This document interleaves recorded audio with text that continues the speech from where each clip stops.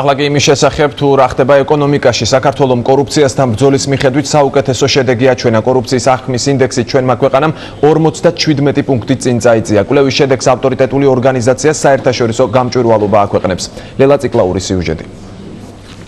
კონსტიტუციური უსაფრთხოების დეპარტამენტმა დღეს საბაჟო გამშვები პუნქტის ვალეს თანამშრომლები დააკავა. დაკავებულები მეწარმეებს საბაჟო წესების დარღვევით შემოტანილი საქონლის გამბაჟებაში ქრთამის სახით $400 სისტემატიურად ზდალავდნენ. ეს კორუფციის არც პირველი და არც უკანასკნელი ფაქტი არ არის, თუმცა ბოლო 5 წლის განმავლობაში ქვეყანაში ქრთამის სახით მიცემობა მინიმუმამდე იქნა დაყვანილი.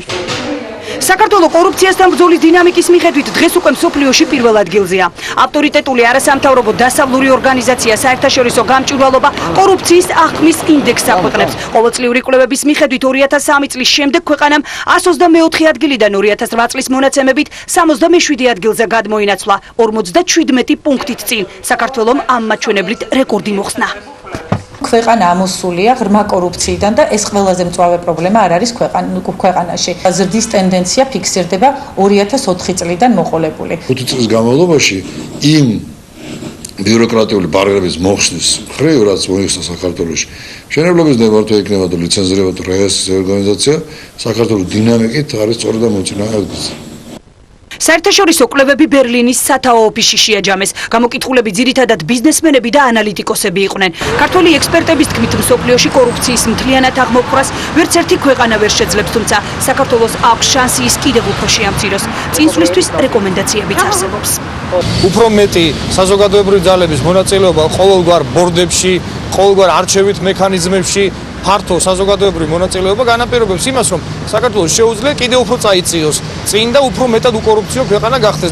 საქართველოს გამოქვეყნებული ქვეყნების სიაში სომხეთს, თურქეთს, რუმინეთს, ბულგარეთს და ჩინეთს უსწრებს. წინ კი ლატვია, სლოვაკეთი, პოლონეთი და იტალიაა. ამერიკა მე-18 ადგილს იკავებს, რუსეთი კი გამოკვლეული 180 ქვეყნიდან 157 ადგილზეა.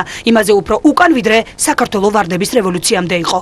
საერთაშორისო გამჭვირვალობა ქვეყნების მიხედვით გლობალური კორუფციის ბარომეტრსაც აქვეყნებს. აქ უკვე გამოკითხულთა უმეტესობა ხალხია. კითხვა კი ასეთი, რომელი სფეროები მიაჩნიათ უფრო კორუმპირებულად. 2009 წლის მონაცემებით საქართველოში ყველაზე დაბალი მაჩვენებელი 6% მედიას აქვს, 9% კერძო სექტორს, 12 პოლიტიკურ პარტიებს, 16 პარლამენტს, 21 საჯარო მოხელეებს და ყველაზე მაღალი 37% სასამართლოს. ეს მაშინ, როდესაც 2003 წლამდე კორუფციის ყველაზე მაღალი მაჩვენებელი პოლიციაში, განათლების სისტემაში და სასამართლოში იყო.